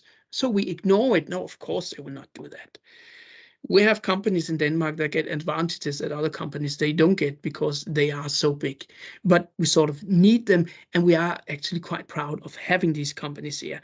So even though that we have these general cultural elements of what is right to be Danish, then we can also have those that are doing these completely undanish things, but that are still accepted because they are so big. Now, in conclusion, yes, we have low level of corruption in Denmark, and there can be various factors behind that. However, it's something that we also need to nurture, and we need to keep an eye on things and not just be proud of being number one. Keep an eye on things and not kind of like close the eyes for that things are actually happening around us that we don't think can happen because we believe so much in authority and the system. Right. That's all I had to say. Thank you, Henrik. This was Thank a you. most enlightening presentation regarding the Danish system and the culture. A very different picture than what we have been presented by the previous speakers. So now we welcome our last but not least, our discussant, Stéphanie, Laulhé, Shaelou, who will challenge the speakers with some very crucial in-depth questions further to the subject each one has discussed. Stéphanie, the floor is yours. Thank you so much, Christiana, for very ably chairing this session, and thank you, everyone. Thank you to the speakers who gave us so much food for thought. Henrik, I am a very good fan of Borgen, so I recognize sort of what you were describing. If anyone has not watched that series on Netflix, it's actually quite good. And it's exactly on what Henrik was describing, which is the low level of, the low level of tolerance towards corruption in Denmark. But I don't have much time, so I don't really want to take, all the time, because there may be questions from the audience, and this is very important. But I had the privilege and the honor to be able to read the slides beforehand. And I had, of course, come up with a number of points, which I'm sure that Christiana also had. But I wanted to raise just a couple of points for each of you and maybe encourage you to discuss those, but very briefly, just by saying a few words. Now, if Klearchos and Demetra could come back on screen with a camera. I know that Henry's camera is dark. We can see it's black. Klearchos, I was very interested in, of course, the way you presented this plugging of the gaps prior to the 2006 fraud acts. And I was wondering whether in a few words you could say whether you think there are more gaps to be plugged post 2006 fraud act. So that's number one, if you want to take notes, because I have one more question for you, which is a question of delimitation, I guess, of bribery. Can I give you the second one, Klearchos? Yeah. So in terms of bribery and the delimitation of what constitutes bribery under the Bribery Act, I was wondering, listening to you, how to actually frame improper performance, because it seemed to me that it may not always be a case of improper performance. So it could also be a case of someone being bribed to do something as opposed to not to do something, or not to do something well. And I was wondering whether there would be a gap in the legislative framework, or if, of course, we fall back on corruption, which you discussed at the end in terms of political corruption or monetary corruption. So that was for Klearchos. And then for Demetra, of course, that gave out for us, and we are very thankful, the results of some of the work she did as an expert for a European project on actually the transposition of the EU directive on fraud into the Cyprus legal framework. I just wanted to ask Demetra what she thought in terms of the EU directive itself and the Budapest Convention, and how equipped these instruments are to deal with current threats to fraud, or current threats of fraud rather, particularly cyber threats, but not only, all those new or latest or newest threats of fraud and organized crime. I have a feeling that we are way behind in terms of European legislative framework. And of course, you are also an expert on human trafficking, so I'm sure that you would have something to say about that. So that was for Demetra. And Henrik, I very much enjoyed listening to you, and you answered one of my first question for you, which was, why is the culture of good governance so important in the Scandinavian model, and how was this achieved? And I think you put this very well together. So I only have one question for you, which I think is relevant to what Klearchos and Demetra will tell us first, which is, in your view, Henrik, what lessons, if any, we could draw from Denmark or from the Danish example for professionals like the people, who are watching us tonight across the UK, Cyprus, but also in the rest of Europe or even in the Commonwealth. So there are a couple of lessons that we could draw from the Danish example. And of course, that would be doable in the Mediterranean so-called culture. For example, you spoke a lot about low profile and not showing off, which is something that is not always compatible with cultural backgrounds. I was wondering if you could think about a couple of lessons that we could draw from this. Thank you. And the floor is yours in the same order as you presented. Thank you for your comments and questions, Stephanie. You asked me about gaps. From what I can see, and I have to emphasize to the audience that I've taken an interest in this subject primarily as an academic, having to teach professional ethics at undergraduate and postgraduate level. So in other words, I don't have any, I don't have too much experience of this area of law as a former practitioner, as a former solicitor, or now non-practicing. But I would make the following point, that there appears to be a strong and robust statutory framework governing both fraud and bribery, which are two manifestations of corrupt conduct. The framework is extensive in relation to the criminal sphere, and as I indicated with reference to other legislation and other areas of law, it cuts across other fields as well, such as, for example, tort law. I referred to misrepresentation, as that's basic field of contract law, for example. So there aren't, from what I can see, any significant gaps in the law as such, but I would pinpoint a couple of areas that are in need of improvement.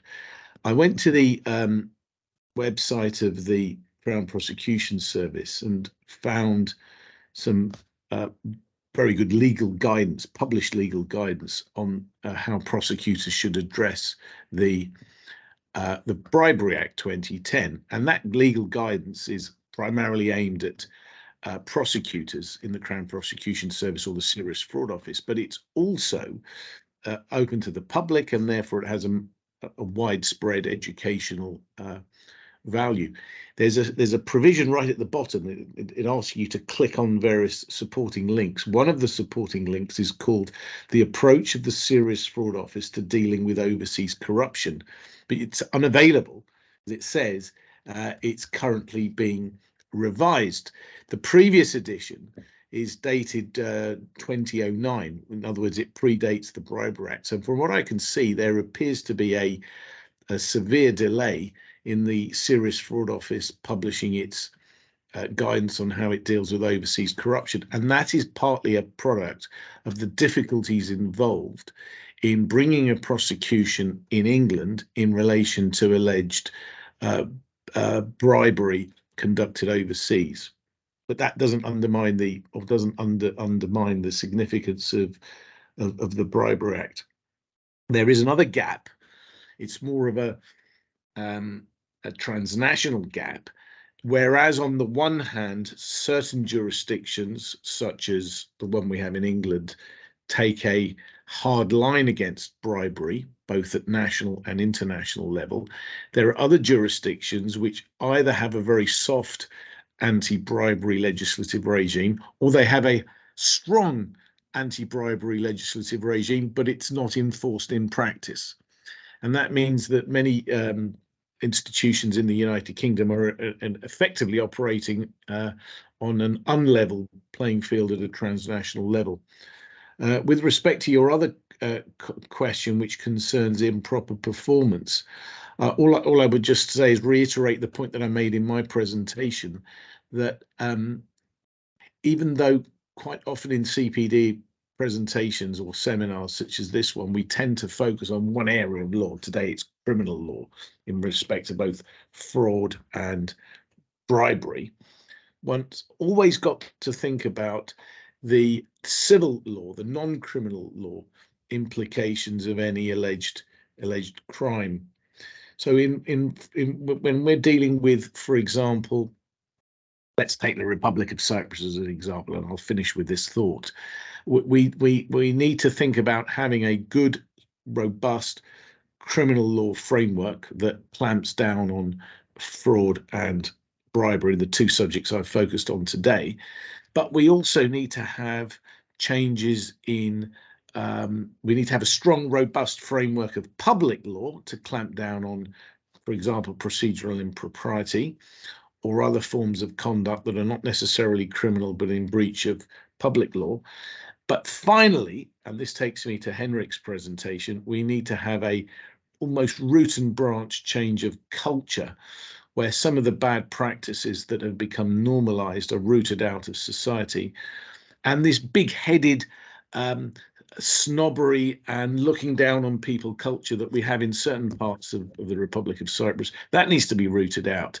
The whole point that Henrik was putting across, and he can correct me if I'm wrong, the point he was putting across with reference to that law of Yanting.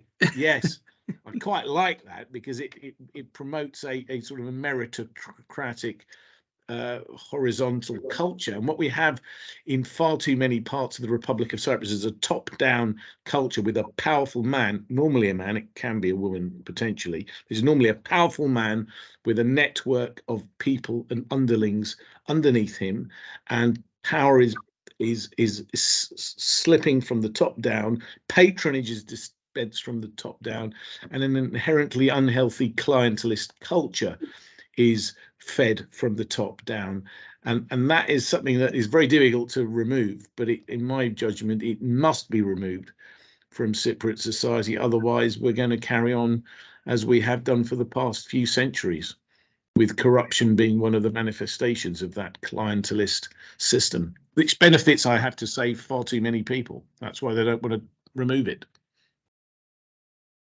Right, so we have 5 more minutes until the end of the session. We will allow an extra 5 if it's okay with everyone. So Demetra, would you like to respond to your question? Yes, let me keep my response brief and as brief as possible. Thank you very much for your question, Stephanie. I think it lies at the core of my presentation here. I mean, to what extent has the Budapest Convention and to what extent is the 2019 directive, are they able to meet up and respond to current threats? I don't have a yes answer or a no answer, but I do have a few comments by way of response. Well, in the first place, we have to be aware of the fact that the Budapest Convention was adopted 20 or so years ago, and the EU directive seeks to complement and build upon this. So we haven't had the major overhaul in responding to threats with respect to non-cash means of payment. But I think the problem lies on a number of levels. First of all, with what Klearchos has said, a change of culture. Now, when it comes to digital fraud, every single one of us is a potential victim of fraud, and every once in a while we do receive a dodgy email, to say the least, that if we are not well averse to such kind of threats or IT literate, I think we are in a very, we can end up in a very difficult situation. But let me respond with some more specific issues. Now, the 2019 directive does go in the right direction, but we can't say yet to what extent in practice it will be able to respond to ever-evolving current threats. But there are a few problems with it. In the first place, when I was doing research and work on the directive, what I was told and what it became obvious is that the national governments and the EU member states, they are not obliged to necessarily adopt new offenses in order to respond, for example, to digital theft or fraud. They can do so with their current definition, their current offenses of physical fraud, like actually stealing someone's wallet, provided that the current national definition enables the transfer of money. Therefore, I'm not sure whether or not the national legislators will go far enough in terms of implementation. Now, when it comes to Cyprus, by and large, the Cypriot legislators adopted verbatim the EU directive. As regards their capacity and their ability to deal with this, I mean, I'm a lawyer, I've done quite a lot of work on the directive, but some terms, some very specific terms, I'm not in a position actually technologically wise to appreciate how they evolve, how they are a threat, and how we should respond. So I think it's very important to bring together not only legal experts, but actually people who have the ability, who are actually educated on dealing, tracing, and working with law enforcement when it comes to digital forms of fraud. So my answer, I would say, depends, and we will be seeing whether the new EU initiative will be able to go some way towards meeting ever-evolving changes and threats. Thank you, Demetra. And Henrik? Right, thank you very much. And I will be very brief, and I think Klearchos just mentioned some of the cultural elements, so I will not talk about that. But I think that a lot can be done also in the educational sector, and that is already from kids. They start in school that they think that they work towards a public good together. And that means that the moment you breach that togetherness, you are out. So I think a lot can be done there, and that goes all the way from public school to high school, into university, both public and private universities. One thing is to focus on individual degrees. Yes, okay, that's all very well. It's part of it. However, there is also an element of that students, they learn to work together, and that they learn about this responsibility that they share and owe towards each other in respect of the work that they make together. So I think some things could be done in respect of education.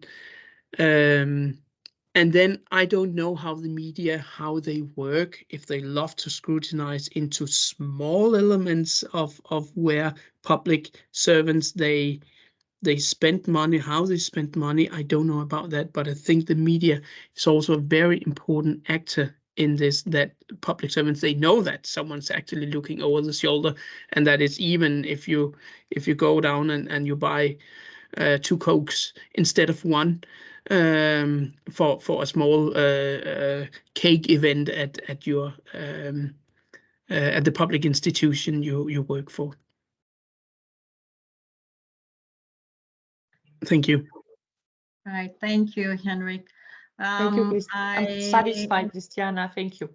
I don't see any other questions in the chat. Does anyone have any questions for our speakers? I had a quick one actually for Klearchos before we close. You mentioned that political corruption is not really based on, is not the same as money corruption, not based on financial gains. However, isn't it even that one and all of the subjects that we covered, aren't they all rooted in the element of human greediness and the pursuit for gaining financial wealth, even political corruption? I mean, it all comes down to money at the end of the day, and the pursuit by any means of gaining financial means, right? I mean, even political corruption. I agree with one caveat. For some people, it's the pursuit or the unhealthy pursuit of money, the improper pursuit of money that is the cause of problems. But then you have people who already have lots of money and don't need any more money, but they're looking for something else, whether it's prestige, whether it's power, whether it's anything else, and they act improperly in pursuit of that improper aim. So what you have is two problems: money and politics, and we need both, and we need to pursue both, but in an ethical and professional and honourable way. And where things go wrong is where we end up with scandals, either in the public sector or the private sector. And sometimes you have scandals which involve both. Right. There is one last question before we go from one of our guests. How can a deeply corrupt system or culture start changing for the better? And what's the first step?